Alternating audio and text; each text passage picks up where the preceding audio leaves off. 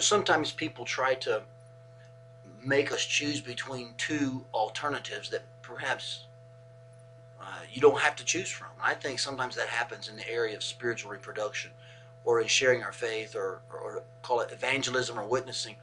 Often people try to make us choose between being a visible witness or a verbal witness as if you have to choose. Can I say that in this story in John 1, spiritual reproduction is seen to be both visible and verbal?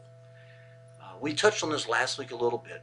Let me just unpack this a little more by sharing with you that Andrew um, and Philip, as they shared their experience, it was seen and it was heard. And Paul really echoes this in the book of 2 Corinthians when he talks about uh, their efforts in sharing Christ.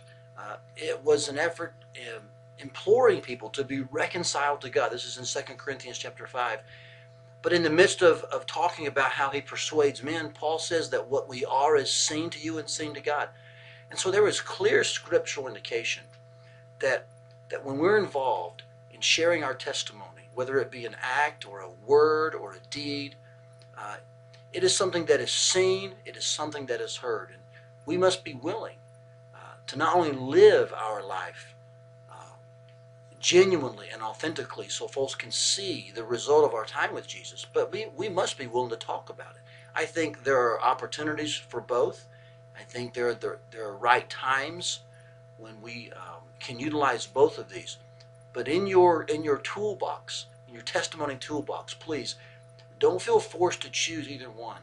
God would have us be very verbal and very visible about our faith. And in both of those, we find that spiritual reproduction then occurs.